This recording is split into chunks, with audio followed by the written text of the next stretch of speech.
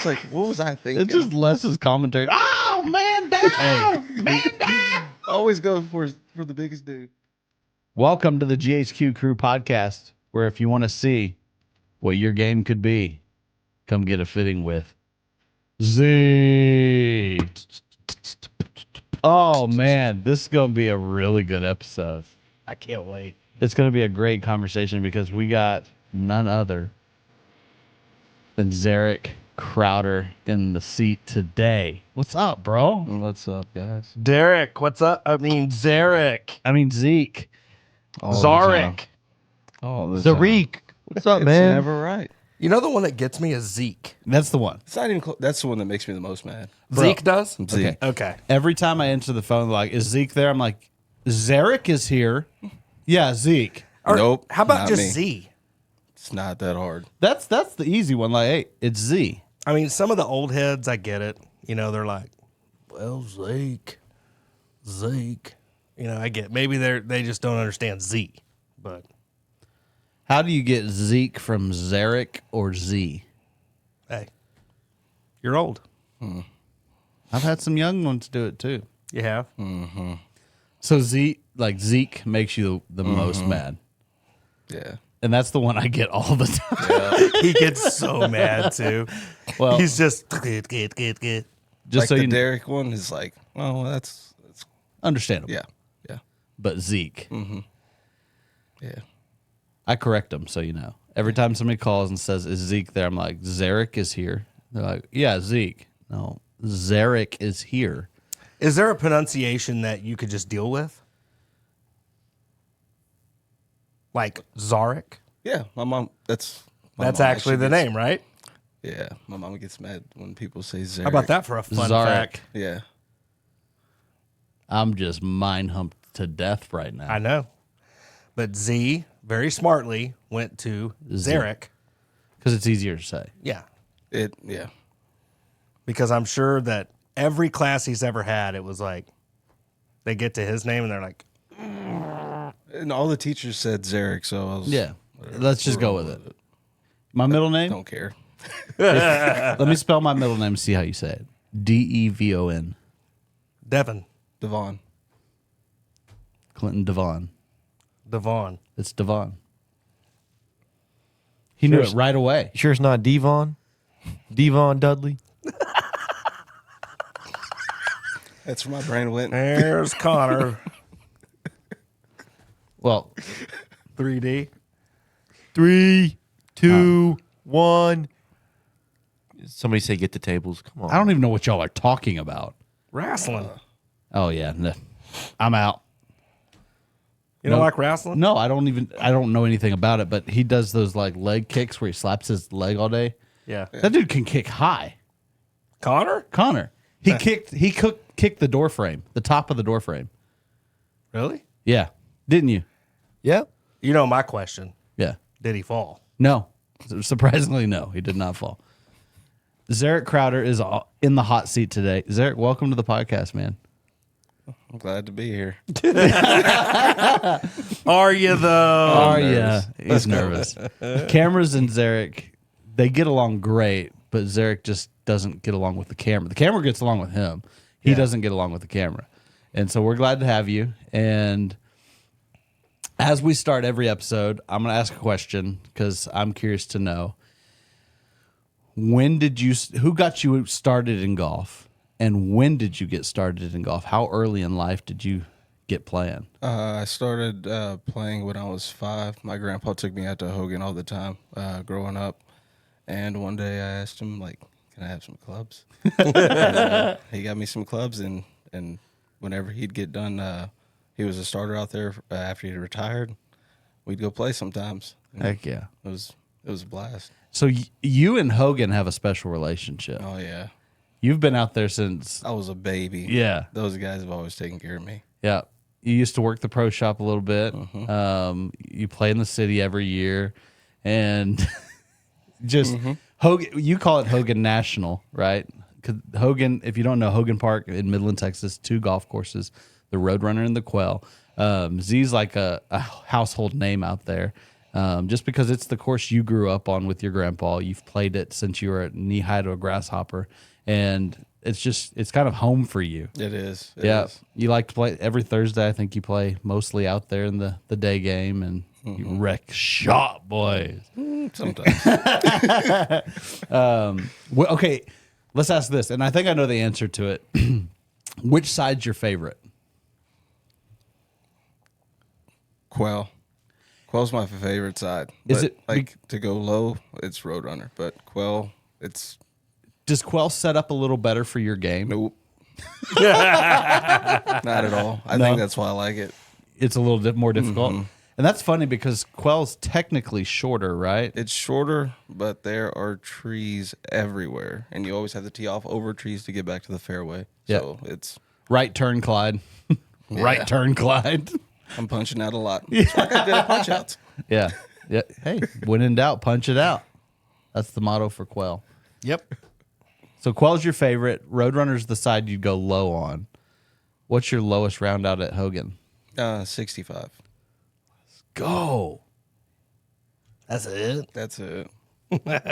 Is that your lowest round ever? Mm-hmm. That's so sick. That was my first round in the 60s, actually. Your first round in the 60s was a 65. So you gonna do it then? You do it big then? Yeah, and it was funny. I was talking to someone before, like it was like a few months before. He was like, "Z, have you shot in the 60s yet?" I'm like, "Mm." He's like, "Don't be surprised if it's not like 68 or 69." I was like, "Oh, okay, all right." And that happened. I was like, "Huh, all right." Were you just unconscious that day? I mean, did you know where you were at the whole time? The whole time. Oh, Really? The whole time. And then I think I made eagle on 14 Quell. And I was like, okay, let's just hold this together. Settle 'Cause It was down. in a tournament. And I was like, let's just hold this together. And I parred in, and I was like, all right, we're done for the day. Were you in high school or? No, it was actually the I think it was the Juneteenth tournament one year. And the next day, 84.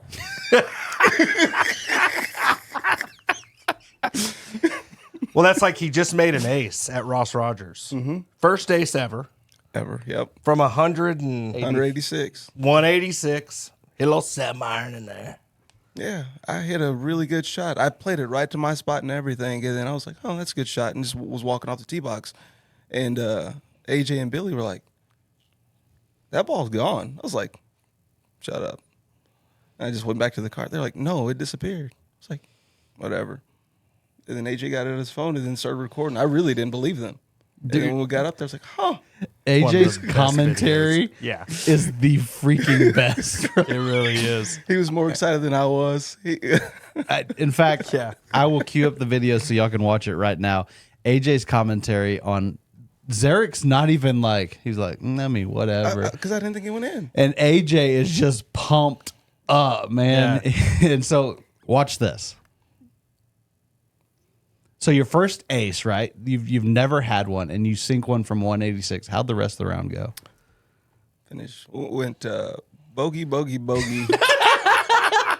Right after that. Yeah. And then made par, bogey, par. I was like, oh, that was great. Yeah. Nice ace.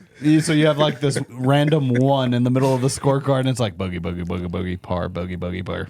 Yeah. And I was, we were going to the next tee box, and I was like, oh, dang, I got to get rid of this ball. And then Josh was like, why? I was like, because you're supposed to hold this ball. You're supposed to keep this ball. He's like, I'd keep playing with it. But the next hole at Ross, there's OB just off the left side. And that's been missed lately. So I was like, I need to put this ball up. Yep. And So you kept the golf ball. kept the golf ball. We need to get him a little plaque and mount it. Yeah, too. we got to get him something. Something for his hole in one. Although he didn't validate, man. What do you mean? Well, those birdies when you're playing in a money game, you know, you got to validate the birdies. Meaning, if you make birdie, then on the next hole you have to at least make par. Yeah. Otherwise, it didn't count. Well, that didn't count. Triple didn't count. You're screwed. He made No eagle. 1-1. Made eagle, needed a birdie to validate. Made bogey. Yeah. No. So if you make eagle, you can still make par to validate. Okay, it's just got to be par or better. Yeah. Gotcha. Okay. Yeah. Yeah. It can't be bogey for sure, but We'll still give it to we'll him. give it to him. Yeah. A hole-in-one is a hole-in-one. Nobody can take that from you. It's so freaking cool. It pisses me off I wasn't there. I really thought I'd be there for it. His hole-in-one? But AJ did it right. Yeah. AJ did it right. Watching this guy, you'd have thought he just might have chipped it in or made a long putt.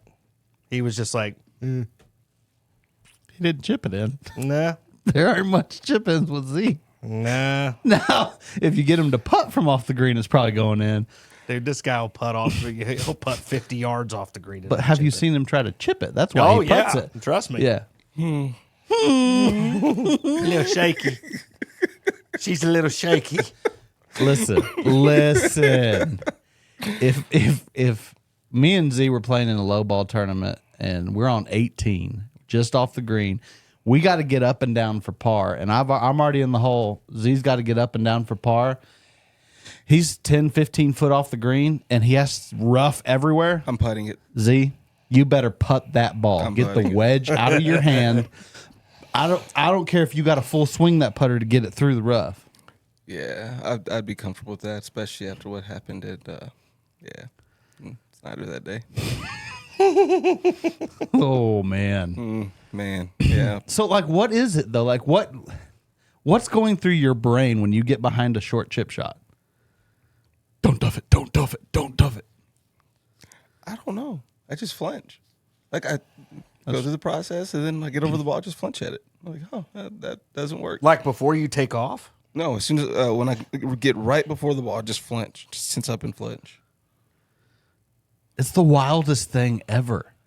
Like that day at Snyder, it was like 4 in a row. Because routine, yeah, On the same hole? On the same hole. I think I proceeded to hit it in those 4 chip shots because I was like, you know what, I'm already committed. And then he just picks it up, and Brendan's like, "Well, it looks like we're taking a triple bogey this hole." Brendan had him as a teammate, and they needed his ball. Brendan was in that bad a shape. It was a rough hole for everybody, it was, man. Yeah, it was like 125 straight in the wind. Brendan's ball was almost back at the tee box. Brendan near shanks one. It goes like 40 yards, and he's got like a full shot, But it bounced back off down the cart path and came down back to him. Yeah.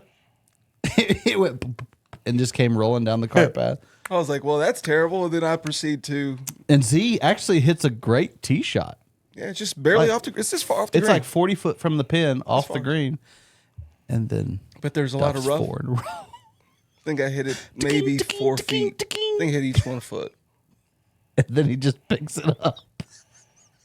Dude. That would have been the video to have. Everybody was rolling. Bro, it was. Everybody. And I was just like, well, I was mad, but it's like, whatever. And Brendan's just like, well, we needed his ball. Oh, man. How do I miss those moments? It never happens when I'm playing with him, by the way. You don't come play golf with us. Yeah, that's true. That's because he always beats me. So? He beats everybody. No. Yes, you do. You know what it is? I don't want to tell too much of his secrets because they're his secrets. But you put a honey bun down, he's a different guy. And I did what I needed to do. You just hit this. 17 at Odessa a couple weeks ago. He rope hooks one end of the gunch, hits this great recovery shot into the middle of the fairway. What'd you have in? 140? Yeah. Had a little 9-iron in, and hits his 9-iron to 20 feet. Nice little, I mean, he's up there for birdie. I hit this bomb of a drive, Nuked it. just probably 315. I have my 5-wood in. I shank my 5-wood. I don't even, it's not on the face. It's It was off, on the toe. it's off here. It went so far off the toe. I was like, It didn't even catch face, just Yeah. off the toe. Heads towards 18 tee box on the length. I mean, right at 18 tee box. So it's out there in the tall native, and I walk over there. Z's helping me find my ball. I find my ball. I'm 87 in. I'm like, okay. Z's up on the green with his putter. He's lining his, like marking his ball, looking at everything. And I just pose because I know it's good. And watching that ball, I'm like, oh, I set it to 2 feet. Z proceeds to throw it. like, dang it, Clinton. Because we had a honey bun. We had a honey bun on it. $100 on hole number 17. And I stuffed it, made birdie, made 100 there. Get to hole 18. I say, you know what, Z, double or nothing. Let you win your money back. Call it good. I hit it to like 50 feet. He hits it to 14. Like just, I mean, a great shot. Little birdie putt up there. Z, what happened? Anyway, what's next? Little three wiggle action. It Whoa. happens. 3-putt? Yeah, little three wiggle. I will say those greens were. You channeled your inner Jared. That's something I would have done for sure. Yeah, so it's not always. For sure. I was just trying to win. I think I hammered it by. Tried to Yeah, make just it. trying to make it. Yeah. Yeah. One man. No. Ain't no, hey, It is what it scared money don't make money. is. Exactly. Huh? Huh? Hey. Well, here's the deal. What people need to know, he's a great player. An incredible player. Z, tell us about high school and college. High school golf. Played at Midland High. 2009, was freshman year. That team was pretty savage, though, right? Junior year we made it to regionals, but freshman year, Martin was on the team. Martin was the number one player. First tournament, it was El Paso, so we had qualified for El Paso, and I didn't make it. I didn't qualify. I was like finished at like I think I was like number 7 spot or something like that. Well, the week of the tournament, Coach Mitchell told us that 2 of the guys couldn't make it. So I got to go. So it was my very first high school tournament to play in. It was on varsity. It was top 5, and it was with Martin, which is cool because Martin's So good. yeah, he's so good. And didn't play good. Almost hit my first ball out of bounds. Shot like 93, 88. And then what was cool was a few years after that, senior year, I actually ended up winning that tournament. So that was my only win in high school, was at the same tournament I started at. But in between that, man, I loved playing at Midland High. Like it was cool. Like I'm still friends with all the guys. Actually, there's 3 of us that were on the high school team together. They're going to be playing in the blowout this year. Like it was a blast playing with Chandler and Lucas, my best friend. Like yeah. And so like it was cool. We all challenged each other and we were all pushing each other to get better. So man, I had awesome teammates there. And then ended up playing at Midland College after. I did not play good, but I played with some awesome dudes like Dave Wicks. That is still one of the best players I have ever been around. Yeah. Like, The guy's a freak, Wicks man. was good. yeah, God, he he was was a so freak. good. Like every day in practice, you just saw it in the way he worked. And man, it on a daily basis, he'd shoot somewhere between 66 and 71 on a daily basis. And so, like, you get there, and you're like, this is tough. Mm-hmm. This is really hard to make the team. Kind of like what Richmond was talking about. It's like you think you're good, and Get to college and you're like, everybody's good. yeah, all these dudes are good. Yeah. These dudes are really good, and they're longer, and they're just good, and they can hit whatever shot they want to, stuff like that.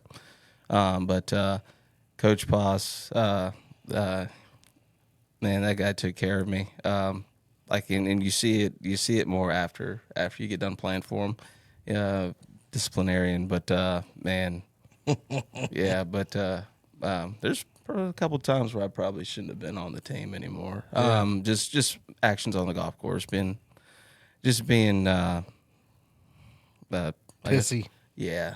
Yeah. Yeah, because I do get very emotional on the golf course. I'm not the guy that remains calm. Like I get heated, and it's not something I would tell anybody to do. But it's how I am in almost everything I Yeah, do. So for it's, sure. it's consistent there.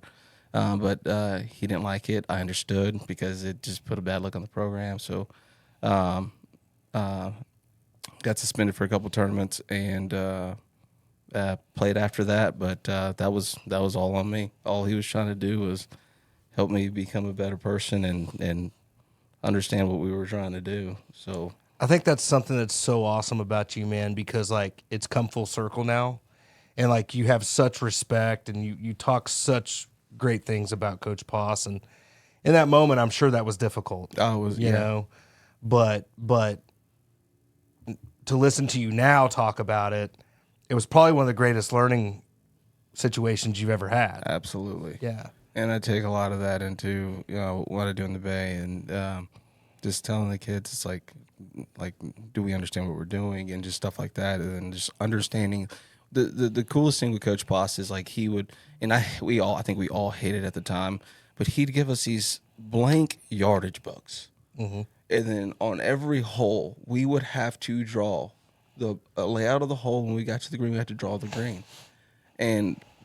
But what it did, and you just don't see it at the time, but like it helps you understand course management and course strategy, like just how to play the game as a team. Because like although it's an individual sport, like you're still playing with your team, so like you still have to post a good number. Mm-hmm. So like just understanding what you were doing and how to get around the golf course, and just different ways to approach it. So like that was a really cool thing that we learned there. I think that aspect gets lost a lot in golf. We know that it's really a one-on-one thing, right? Yeah. We know that it's us against the golf course, but the thing that kind of gets lost is, you have your high school golf team, you have your college golf team, it's all a team thing until you get to the big boys. Mm-hmm. And what's interesting is even that becomes somewhat of a team. Yeah. Those guys out there, they support each other, they hang with each other, they, talk about each other's game. They kind of act in a similar respect to what you would see in a team aspect, right? But there's also this other side of it, and I've told you this a million times.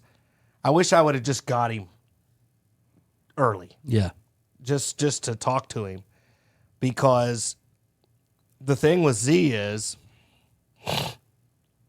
he's a really awesome player, and nobody, and I mean nobody, is going to outwork this guy. At all. It's not going to happen. Yeah.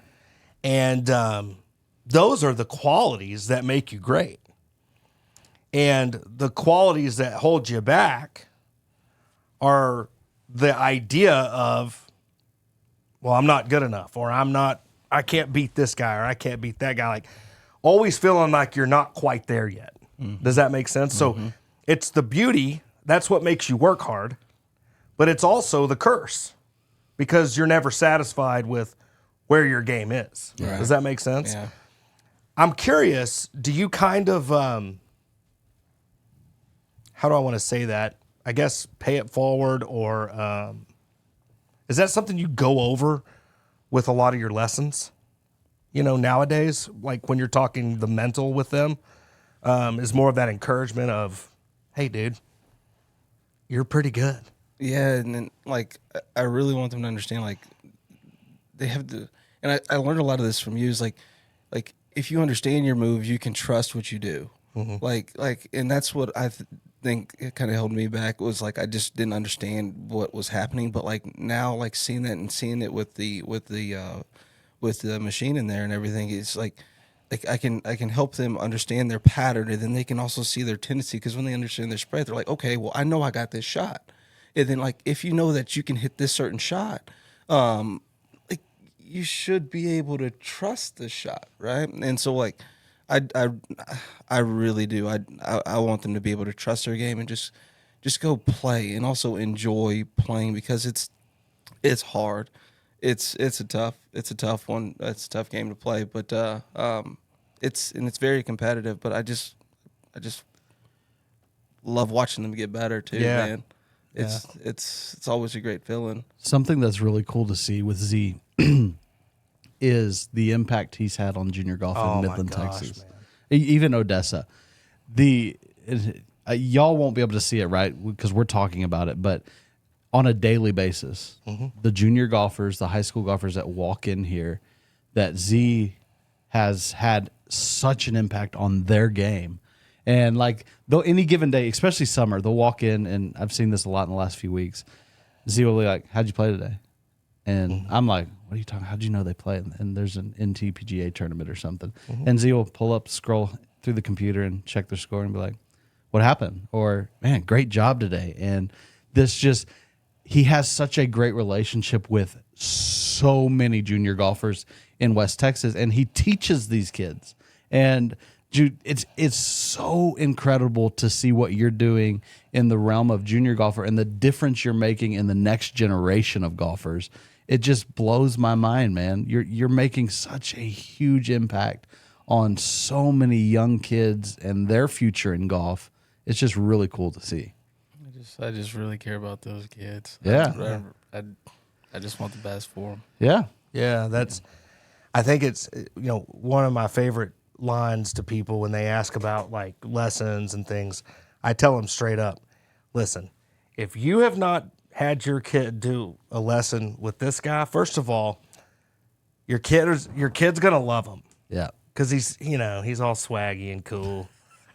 So like, most of the kids just immediately take to him. Yeah. But the other thing is his knowledge and what he can pass down to them, both just from the experience of playing, but also from the mistakes that you had made, right? Yeah, I think that's the bigger thing right there is and like I said earlier, I didn't play good in college, but that was all my fault for, like, I was trying to make adjustments to my move without knowing what or why I was doing it. And that's one thing that I really try to help them with is like, okay, this is what we're doing and this is why we're doing it. And that's partially from Coach Poss too. Like, do you understand what we're trying to do? It's like understanding what we're doing. And like, that's one thing that, man, that's just, like I said earlier, it's just like if I made those mistakes because I thought I was trying to get better. I was trying to emulate what I thought I saw on TV, but it's actually not what I saw on TV. Right. Yeah. And it really jacked my move up.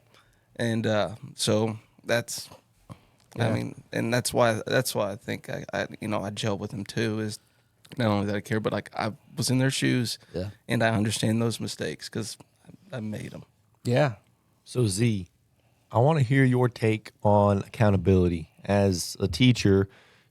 For me, just seeing teachers in the golf realm or just in general, you've always been Mr. Accountability. So you're their friend, but you're also not going to let them slack. And if you see them slacking, you're going to call them out on it. You've called me out on it. Absolutely. So what is your philosophy there? Like, when do you step in? How do you like to treat that? And then just what makes you comfortable doing that? That's a Gotta compete. Yeah, I mean, like if you want to be good at the game, you have to put the work in. And if you're not working on what we're doing in here, then you're wasting your time and money and all that stuff. So like, if you actually want to get better, work on what we're doing, and then just get outside and go play. But like, if you're gonna spend all summer or whatever just playing Xbox or whatever, don't. Yeah. Why are you wasting your time? Why are you wasting your time and my time? Like this, let's not do this. And so, and then that's I think one thing I've started doing, I think it's about 1.5 years now, is with some of the juniors that I work with, we will set goals, because if we set goals, it's somewhere between 3 and 5. If we set those goals, like, it holds them accountable for what they do. So like, if they're not checking those boxes, if they're not putting the hours in, or they're not doing what we try to do, then, well, this is why you shot what you shot, and this is why you're not getting any better. Yeah. That's really good. I think that's so awesome, man, because, man, again, I've seen it over and over and over again. Obviously, I've been around a long time. I'm so old. But what I've gotten to see in that time is exactly what you're talking about, man. Like, this game is so easy to blame all externals. You know what I'm saying? It's so easy to blame element. It's so easy to blame club. It's so easy to blame, old boy's playing with you and he's playing slow, whatever, right? It's so easy to do that. But for you, you're saying, hey, bro, you're not getting those externals with me in here, right? We're going to control what we can control.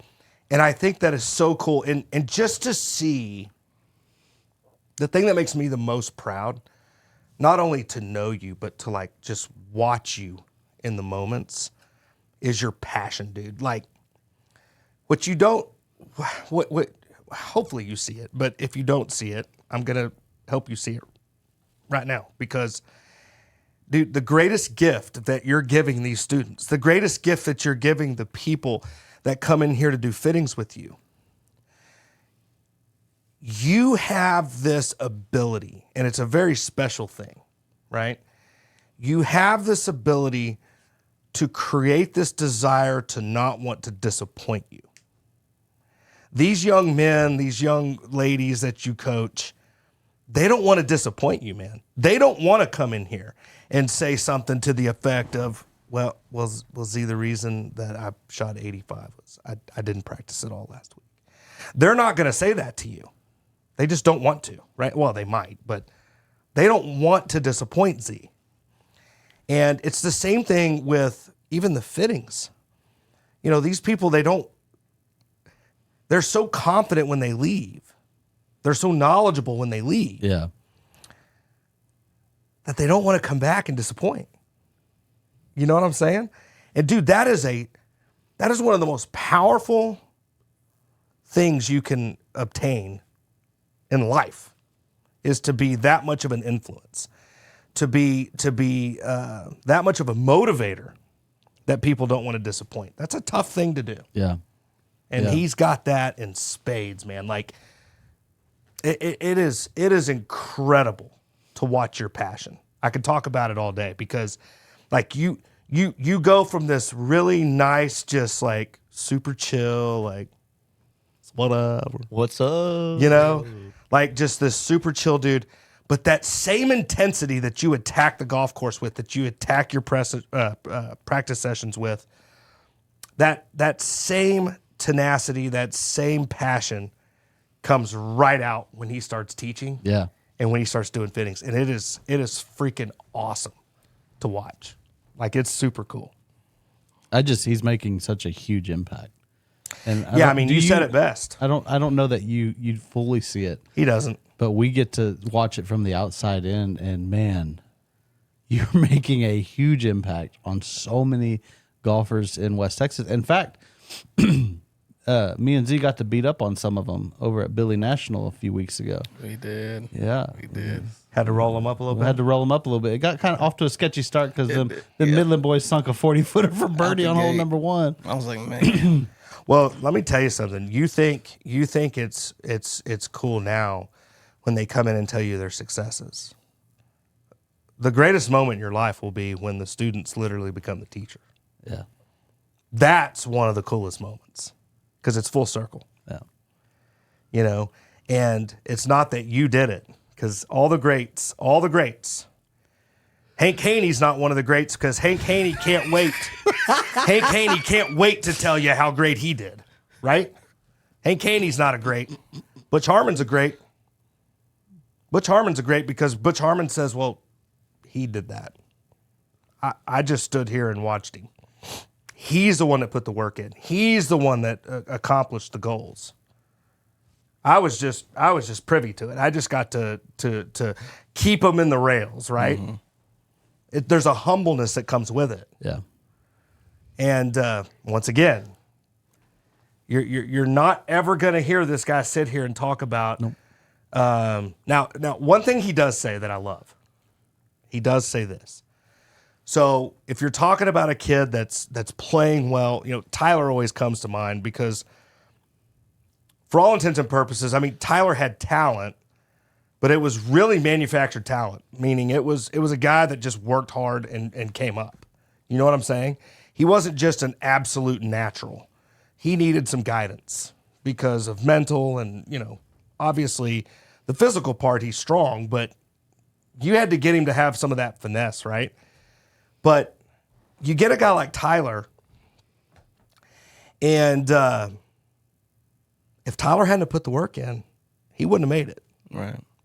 He wouldn't have made it. It's cool to see that he's playing at the next level now too. And then he went on that run in high school where he won like 2 or 3 tournaments in a row. That was awesome. Yeah. And that's what most people don't know is if he's got a day off and they're playing, oh, he's there. Yeah. He's there watching. Yeah. I mean, the level of care there is just, I don't know, man. It is something to behold, and it is so amazing to see how these youngsters react to you, and man, you're doing incredible work with these people because this is a lifetime thing. They're never going to forget those moments with you, ever.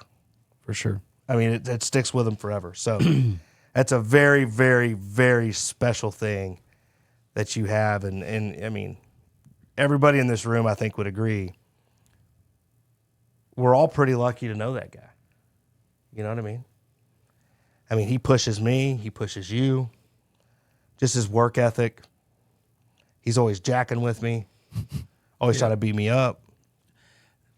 Speaking of beating up, I got sent some videos last night of you just getting straight stomped on at the old shop. Come on, cuz.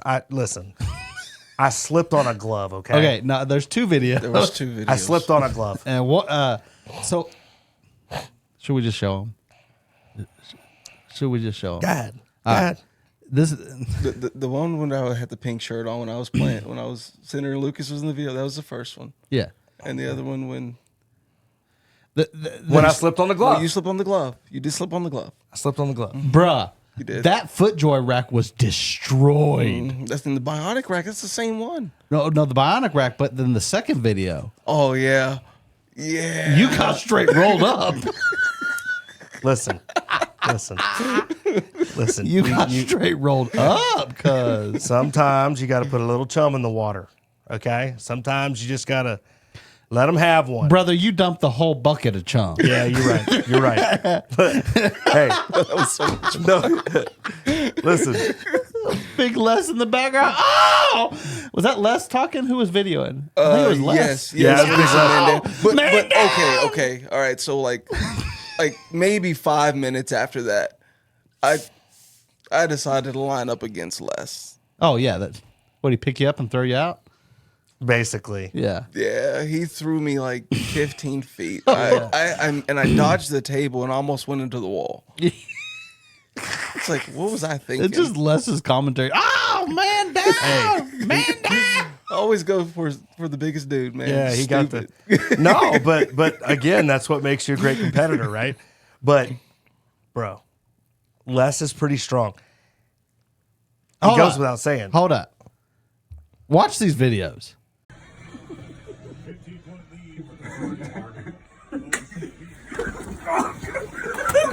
Oh, man down! Man down! Gloves everywhere, man down! Oh, he's okay. Are you okay? Are you okay? He's okay. Oh, man down. Z rolled that ass. That's a Woo! Yes, sir.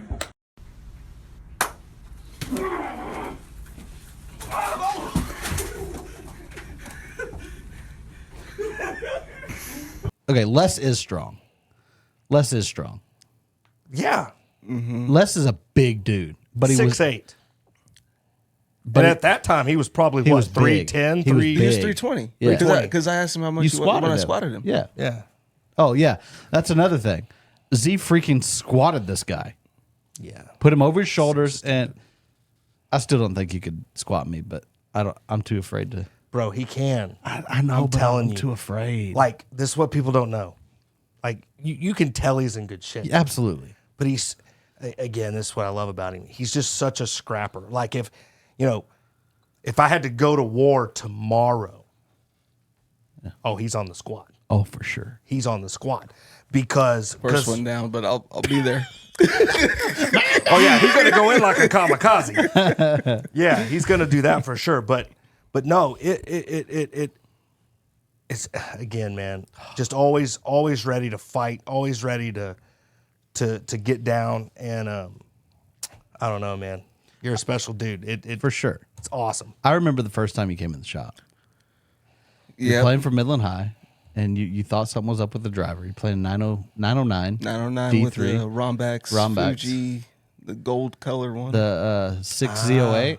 I don't know, dude. I didn't know Was it the anything Z about series? anything. No, it was. at that It was the time. gold one. Okay. It was the gold one. So- Which I want to say that was like a X series, like 6X08. yeah, something like that. So he came in the shop and he's like, Clinton, something's wrong with the driver. That's the first time I ever met him. So I get him back in the bay and he just starts hitting drives and I'm standing there watching. He hit another one and I'm not saying anything. He hit another one. Hits another one. I'm watching. He turns around and he's like, Anything? anything? And he's just hitting these perfect spin, perfect launch. I'm like, And I did hit that driver really good, but when my buddies told me, he's like, "You're probably gonna get a little bit more. Go down to golf headquarters and see if they can get you another shaft or something that give you more pop." I was like, "Okay." And Clinton was just looking at me like that. He was like, Bruh. I can't sell you another driver or a shaft. I can't do it." and forgive His me, numbers were Jared, for not selling him. But Hey, he That- was that's just the rule, though, bro. yeah, that was me being facetious. Yeah. Jared knows, but he was just smoking these little drives. I'm not being rude. He was smoking a man who was going 285. No, but it was perfect. It was literally perfect. And he turned and he's like, so I'm like, bro, I ain't selling you another driver. You're hitting that one great. About 15 minutes, we were out. I'm like, we're done here. There's nothing I could do. Yeah. walked back in the car. My mom was in the car waiting. I was like, she was like, "Anything?" I'm like, It's good. Anything? Them I-15s. "Oh, I love those I-15s. They were so good. I still have bro. those." Yeah. So how did that hit you? I'm curious. Like, how did that hit you after the fact? What do you mean? Like when you after you had done the driver fitting with him and you got back in the car, you went out back to the golf course, you got with your buddies. What was in your brain? Were you like, This is all I got. Okay, I'm fine with it. I wasn't mad. I wasn't mad because I didn't know anything. yeah, Nothing about equipment or anything. Me and Lucas traded for that driver. Lucas gave me the driver. I gave him another driver, and I ended up playing that driver all the way through high school. Yeah. really? I had the G15, and I ended up trading him for the 909. And he sells clubs all the time, so like he got rid of that. Oh yeah. But It's like, Yeah. I think I can get a little more out of your G15. Let me see that, boy. Hey man, are you gonna do anything with this wedge? I'm gonna take this wedge and dry it. eBay. Yeah, it's gone. So the first time I actually met you was in the interview, and it was us three sitting in the office in old shop, Okay. old shop. Yep. So we were in there like a bunch of sardines. Okay. Yep. Yeah. So I didn't want to do the interview. I think I've told you this before. Like Lucas called me because there was a dude there that was working repair, but he was leaving, and so you were looking for someone else to work the repair room. And so Lucas was like, "Hey, bro, come in and do an interview." I was Yeah. like, "Nah, bro." He's like, "Bro, it's just numbers, bro. Just come in." I was like, "Nah, I'm good." He's like, "Just come in." I was like, "All right." He's like, Clinton to be in there." I was like, "Okay," because I'd played golf with Yeah, Clinton through yeah. Lucas. Yeah. And so I went in there, and then we talked, and Rest is kind haven't left since. Well, you did leave for a little bit to go graduate from Texas A&M in 2 years, Yeah. which was Impressive. it's just what he does. Can bro. we just take a moment and say this about Z2? The dude's a business savant. Like, Oh, yeah. just it's like that's the only way I know how to describe it. Yeah, but it's the same problem, Clinton. If you ask him, he's gonna be like, I mean, I know a little bit, but dude, I'm not there. I don't. Yeah. But then ask him a detailed question about it. And he's like, oh yeah, but Yeah, and you're like, well, what was that? You I knew mean, that. I Well, did. I mean, a lot of people really? know that. A lot of people know that. I mean, I saw that on YouTube. So it's just how he is, bro. It is. It's just yeah. never. Yeah. I hate to use the word never good enough, That's what it is. but that's kind of what it is. That's what it is. You don't feel like it's ever enough. Yeah. Clarify though. It is good enough. It's just more so the thought process behind it. It was like, I don't think it's good enough. Right. Yeah. Right. Yeah. Like he can't see how good it is sometimes. It's, You know, and it's which again, bro, it's like That- Wagyu ribeye good. yeah. Wagyu ribeye. Are those good? A5. Oh, this is not to interrupt the conversation. John Scarborough came in Thursday. Mr. Scarborough, you're just an amazing man. And if you go down to Midland Meat Co., he has some Wagyu. He calls it his elite, like elite ribeye, elite strip. Have you had his beef jerky? Yeah. Bro, Man. you Yeah. cost me so much money. What was the I buy 4-5 bags of that thing. every time Barnyard- for $10 a pop. Barnyard Pimp. And Texas Oil does. Yeah. Anyway, Man. go down to Midland Meat Co. It's worth it. You're going to spend $150 on 2 steaks. It's worth it to do it one time and grill them over charcoal, hot. It'll be the best steak you've ever had. Salt and pepper. Your mouth's watering. Dude, I want to go Mine get kinda some is steaks, too. bro. Yeah. But that's Z. It's the best of the best. He's Wagyu. He's Wagyu A5 beef. Barnyard Pimp.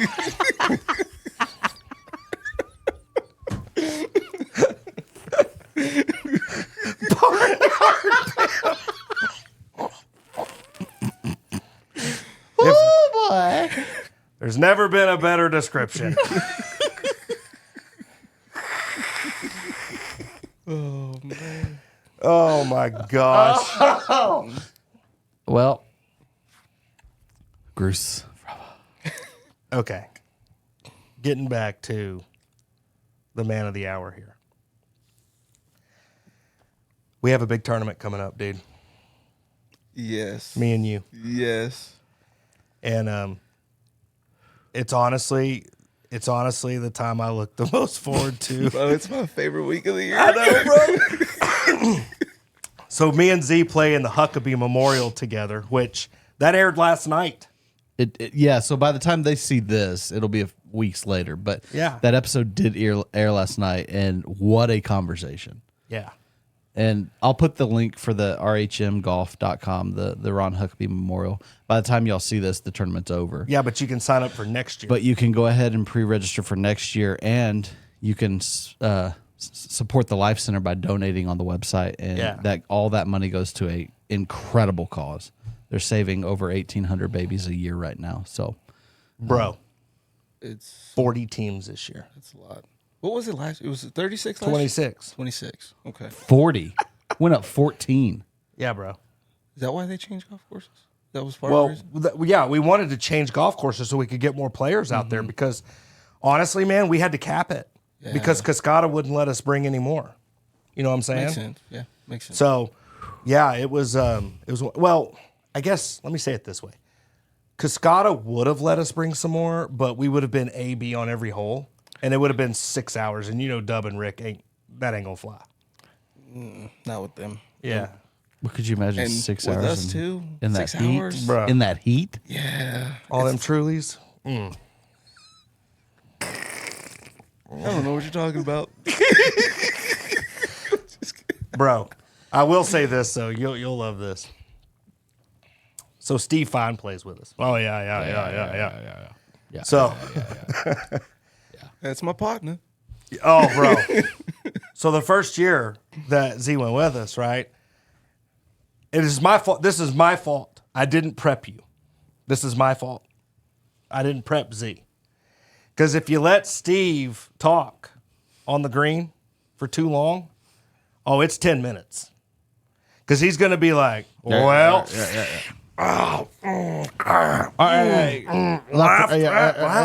I don't know. It might go right. You know, he's like, you'll have 5 reads. Yeah. And these two clowns, dude, I finally just had to start walking off the greens You did. day 2 because Yep. Dub got on to me. He was like, bro, We were the last ones in. I know. I never played that slow, man. But you're my boy, and I was trying to be cool, but Was y'all like overreading everything? Well, like I don't. it really like, wasn't him I don't. because he's usually like, bang, go. Like Oh, that's how I absolutely. putt. Yeah, that's how he is- putts. Yeah. Yeah. And if I miss it, I miss it. But like it was just Steve was like, It was just overreading of some putts that were Well, 4 yeah, 5 feet. But it to be fair, like he was a first timer there Sure. at Cascada. And Everybody Like- had scared me about the greens. exactly, bro. Like you've got to know Overtalked the him. lay of the land. Because like you'll be playing a downhill. There's a downhill par 5 as an example. But the green slopes like this, right? yeah. The problem is the valley's behind it. On top of it's a downhill Sure. hole. So even though the green slopes this way, going this way is downhill. That's the weirdest thing ever. Yeah, it's downhill or neutral, right? Depending on the tilt. Sure.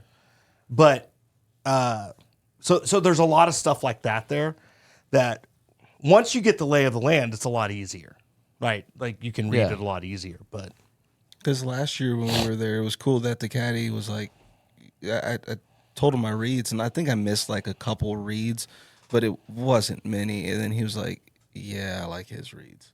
And it was like, "Okay, that's cool." yeah, So like I got the hang of them, but like it Yeah. just wasn't. So y'all had a Greens, bro. caddy that went in every group. yeah. So that was something super cool. Every group had a caddy, and our poor caddy, man. I thought Bob killed him. Start giving them some went- Trulies. Oh yeah, and we went to play where we're playing next year or this year, Paiute. We went to play Paiute together after the tournament was over. With the caddy. Yeah, dude, he was invited- cool. Yeah, he was super cool guy. But we invited the caddy to go, and Yeah. the caddy was trying to back out of his parking spot, but he went forward instead of backwards. Bob? No, the caddy. The caddy, bro. The caddy thought he could hang. And again, this is my fault. Because I was like, the caddy's going to have to ride with Bob. I haven't ridden with my boy. You know what I'm saying? Like, and I think Nicole was with us maybe. No, you and Kramer, Kramer. That's You who played it with was. Kramer Yeah, and Kramer. Nicole.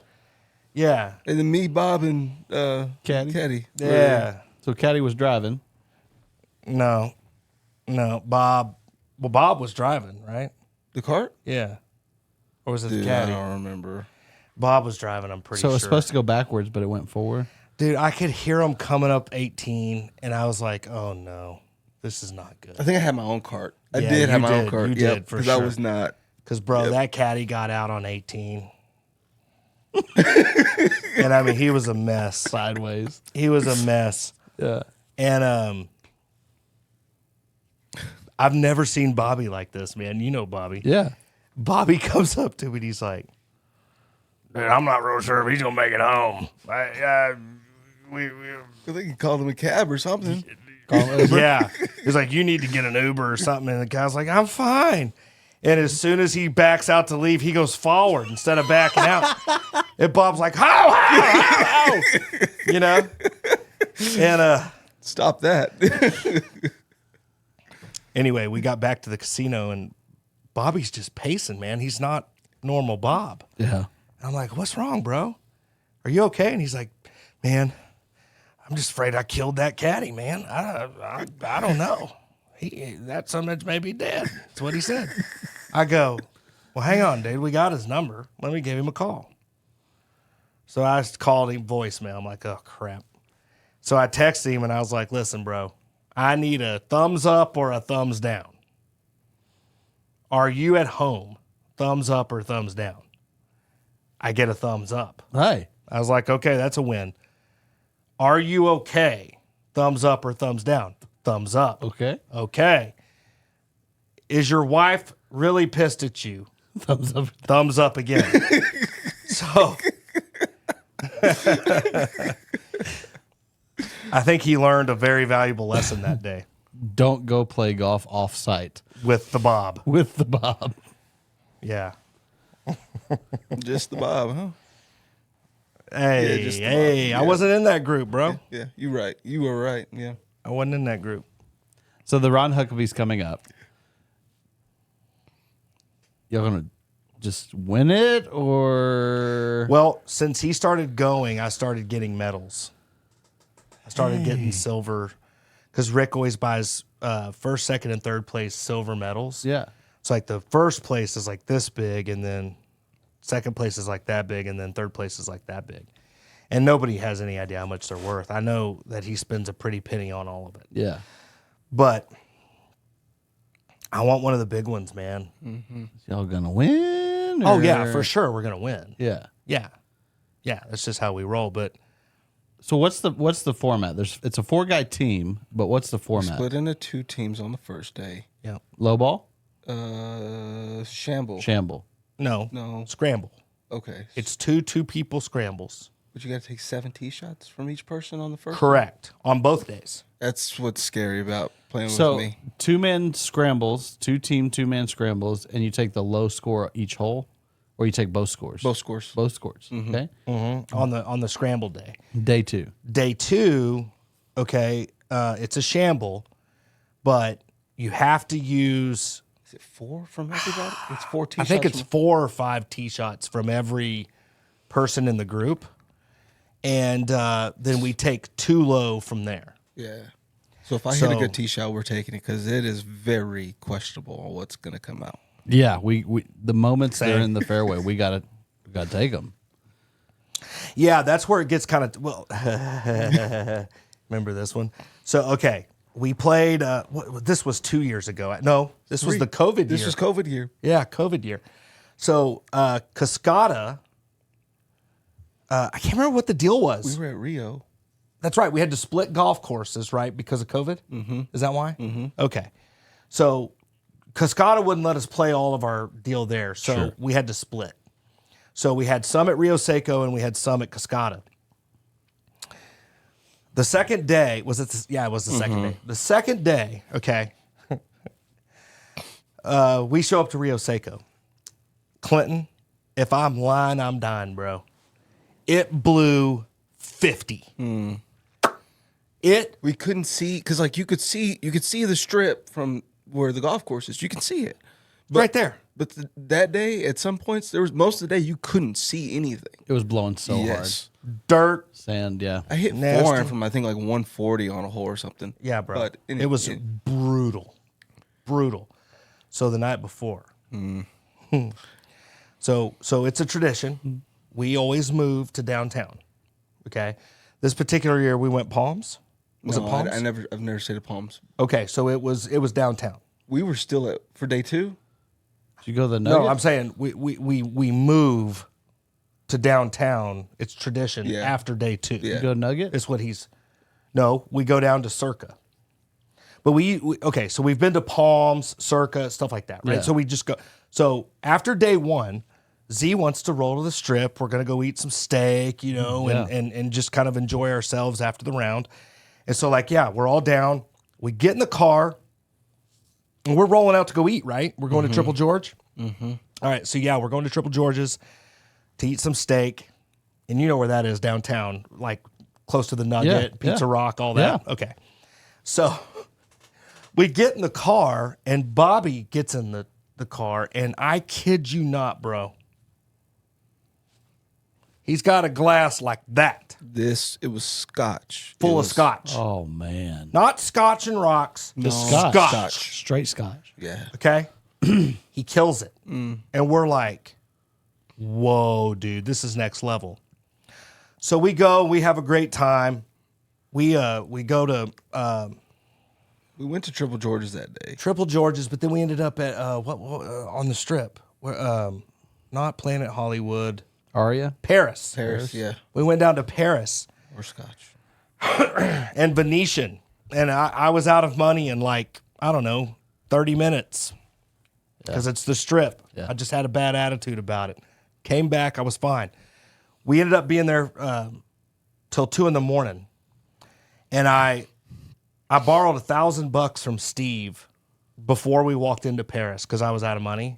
And he was mad. He was like, I'm not playing. I was like, I ain't playing no more down here on this strip. I ain't doing it. To be fair, Give me downtown, $1,000. downtown gambling's better. It is. For sure. So we go, he gives me $1,000 and I just go straight to the high limit slot room, bro. Within 10 minutes, I bring Steve his 1,000 back and just give it to him. I was like, you're going to need that for the craps table. I'm square. I went on a tear, bro. In slot machine. I got like 4 or 5 hand pays in a row. It was so sick. And yeah, bro, I just crushed it. And so about 2 a.m, we're about to leave. We're waiting by the restroom, right? Because everybody's, gonna go to the restroom before we leave. Got a pretty long taxi ride back out to where we were staying. And I kid you not, bro, Bob walks up with another deal of scotch like this. So the next morning, we're about to tee off at Rio. It's blowing 50. We go to the range, and we come back, and Bobby's in the cart like this. His feet are kicked up on the Toast. cart. I was like, I walked because we went to the range and we went to go eat. I was like, Jared, Bob's dead. Yeah. Like we really were worrying about his health. So I get up to the car. I'm like, hey, bro, you good? Yeah, I'm good. I mean, you can almost see the scotch sweating Pouring out of from him, his sweat. right? Yeah. Okay. So we get to the first tee box. He doesn't hit a ball. He's your partner, too. Yeah, and I'm in bad shape. Like I've got the shakes and it's blowing 100. I don't want to be there. Z In the bushes or something. Z hit it in another dimension. Steve kind of like thin cuts one down the fairway, but it went about 180 yards. I think I smooth topped mine or hit a really bad one out of bounds or something. And Bobby steps up and delivers the most beautiful drive you've ever seen. Oh my goodness. It was so solid. It was so straight, so solid. How? And I just went, Bobby! Bobby's back. He's, what did you do? And he's like, got to get that bad L, which is your blood alcohol drug level.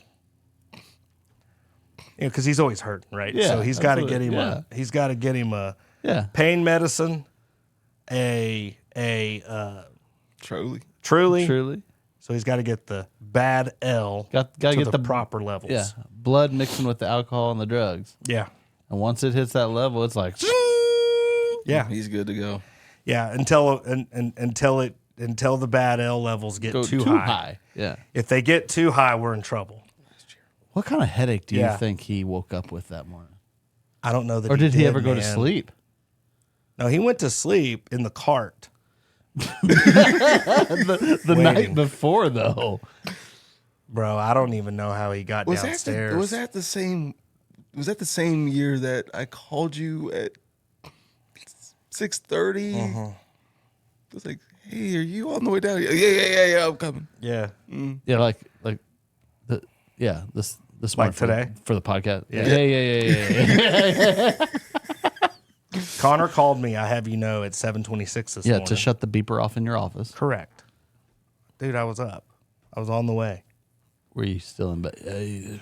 No, I was. Hey, Connor, was his voice kind of slurred this morning? No, he was standing. I could hear it in his voice. He was standing somewhere. He's right. Yeah.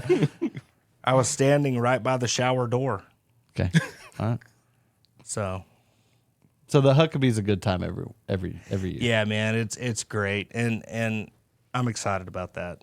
That's really what that story was about, Yeah. and it ended up being 25 minutes long. It's but perfect. It's a great yeah, time. man, it's a great time, and I'm with Z. It's easily my favorite week of the year because we get to hang out, man. Sure. He came up to me, I don't know, last year before, we were at Circa, and he's like, bro, I got no money. I'm almost out of money. Yeah. I was like, This was come the on, last cuz, I night. got you. Now, the only reason I knew I had him is because I had already pumped about $2,000 into this machine. Yeah. Okay. And I was like, I got you, cuz. Come here.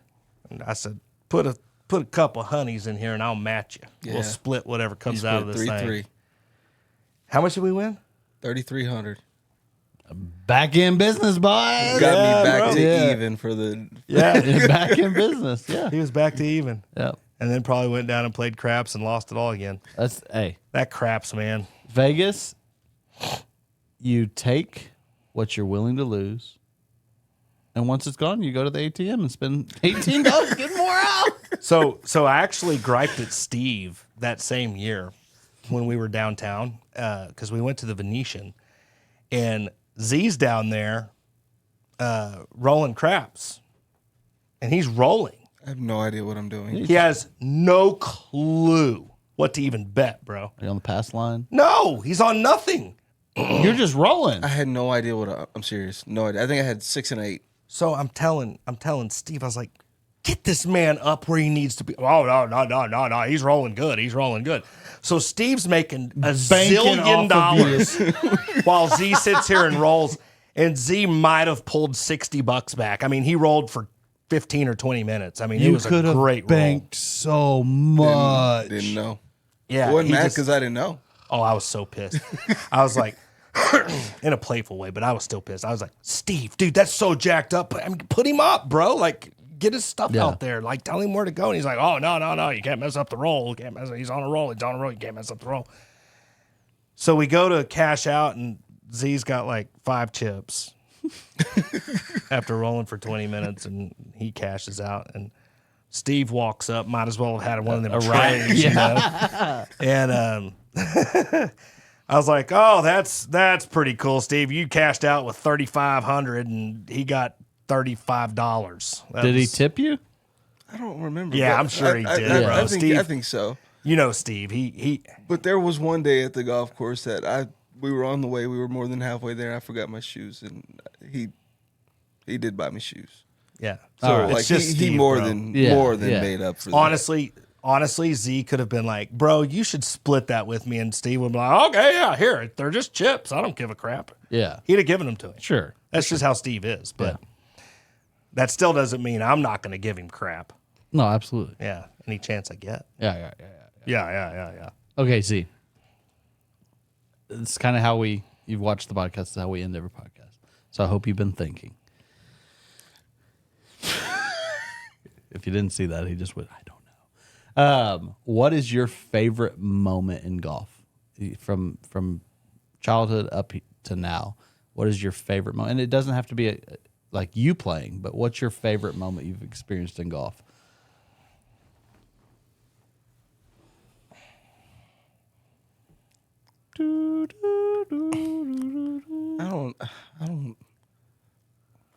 I get, man. There's just. I guess it would be one of the coolest experiences that I had was caddying whenever they had the Nationwide or Web.com event over at Midland. Yeah. I was it was me and Lucas who went out there, and then we went. We were just going to watch. It was on practice Friday. It was like I think it was Wednesday, and it was funny because I had just got into a fender bender on my truck. Right, wasn't paying attention. Was looking this way, then hit the back of somebody, but it didn't do anything to theirs. But my fender was broke, my bumper, whatever. I went out there. We were watching, and then I walk in the pro shop. I see Stevie. Stevie's like, "Are you caddying?" I was like, "No." And this was when I was at MC. He's like, "You should caddy." And then I had an Arizona State shirt on, and a guy comes around the corner. His name's Jen Park. He played at Arizona State. He was like, "Hey, I like that shirt." I was like, "Oh, thanks." And I was like, "I want to go there one day," because it was either Arizona State or A&M. Those are the only 2 schools I applied to. That's all I was going to. Yeah. And then he was talking to Stevie about not having a caddy yet, because if they don't have a caddy, they can't play. Yeah. Regardless if they are in the tournament or not, right? But Stevie's like, "Z, you should get on his bag." So I got on his bag. I was not prepared at all. I didn't have a hat or anything on. We were just on the range watching. So I went to go ended up carrying his bag for 9 holes in the practice round. I was like, oh, man, this is going to suck. Like, I was kind of tired, and that bag was heavy. Although I carried my bag every day, but that bag was heavy. Staff bag, yeah. Yeah, and then I was like, after we got done, I was like, dude, what do you have in here? He was like, I don't have a lot. I have one of the lightest bags out here. I have 4 golf balls. I was like, 4 golf balls? I was like, that's it? He was like, dude, if I lose more than 4 golf balls, I'm going home anyway. Yeah. So I was like, huh. Then got in that mindset, right? So day one, on the Thursday, I think he'd made par or something on the first hole. And then the second hole, the par 5, he tops it. Straight up tops it. I think he goes like 140 or 160 yards or something. And then he was funny about it. He was like, they're going to ask me why my driving average is lower than what it already is. So he hit it everywhere that first day, but he shoots 74. And it was really cool watching, especially at the time, because it was like, this dude's hitting it all over the place, but is able to get up and down and just still score and still manage his rounds. Like, this is cool. Next day, goes on a tear. 8 deep, 6-4. Makes the cut. And then the next day was either 67 or 68. And so that pushes him to top. He was 6th after the third day. The last day got canceled because of a wind delay. We had ended up playing 9 holes, and he shoots even. And it was a gale force. Like, it was blowing 50 out there. And then so when we were waiting in the pro shop, I was waiting in the little area by the stairs. I was sitting on the stairs. And then it was cool because Justin Thomas was just at Alabama, and he came and sat right next to me. I was like, oh, that's Justin Thomas. So after they ended up calling the tournament, Jen was like, they're calling it, we're done. And then he wrote me a check for my for working that week, and ended up paying from a bumper. It was cool. Oh, he paid for the truck. Yeah. Yeah, it was like That's 13 or super so cool. hundred. Yeah. Holy smokes. Mm-hmm. He paid for it. Usually, again, caddy's about 10% of He what. made 22 that week and gave me that, and he hadn't gotten taxed or anything yet. That's awesome. Yeah, so he took care of me that week. It's incredible. Mm-hmm. Still have his number. I text him. I think I texted him last year sometime. Yeah. But like, that was a. Is he still playing? Nah, he's at. He works with 2 dudes that are on the PGA Tour. He's at Weston Carolyn or something like that in Scottsdale. It's a first class golf course in Scottsdale, but man, he's not playing, but he's at a lot of events helping those dudes. Coaching. Yep. Yeah. So that's probably one of the coolest experiences I've had. That and playing in the Texas State Open. Yeah. Well, yeah. Let's talk about that. Texas State Open. Yeah. That day that you were qualifying, John Mark was qualifying too, and I was caddying for John Mark. So the issue with you caddying is you weren't supposed to be carrying his bag. No. Whoever was in his group, because I was up there listening to it. The student was was like, dad. my dad's here. We want the cart or whatever. And you guys just finally said, forget it. We'll just hoof it. Yeah. Yeah. That was Ranchland wouldn't give us another cart because this dude's dad didn't want to walk and follow him. And so they let his dad take the other cart. Mm-hmm. So Wow. Clinton's so me and hoofing it John for Mark JM. hoofed 18. Z-Boy ends up beating John by 1 shot. Shoot, 71. I thought there was no way I made it. With John Mark and some of the other names that were there, I was like, there's no way I made it. Yep. And I ended up making it. That was a cool experience to play Texas in that. State Open, yeah. I was 17. Golly, man. That was cool. Missed the cut. 76, but I did You it. played in it. Yeah. That's awesome. That's super cool. That's awesome. Well, it's been a freaking awesome conversation. Aren't you glad we didn't go to IHOP? I'm starving like a hostage, but It's been an awesome conversation. Thanks for being on here. I know how nervous you were, but you did great. Thanks for being on here. Zarek Crowder, folks. Again, it is a true statement. If you need help in your game, you want to get fit, Z's your man. He's the best in the business. There's no doubt. Z is your man. Come see him. Call and specifically ask for Zeke.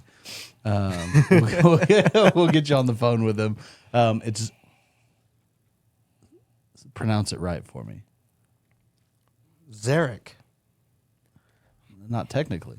No, the real pronunciation is Zarek. Zarek. Yeah. And I'm never upset if somebody says that because that's Zarek. Yeah. That's what his mama named him. Zarek. yeah. Or Zarek. Not Zeke. Zarek. Not Zeke. Not Zarek. I don't Just get Z. it. I don't know It's why Z. we're doing Z. Just call it Z. Just Z. It's Z.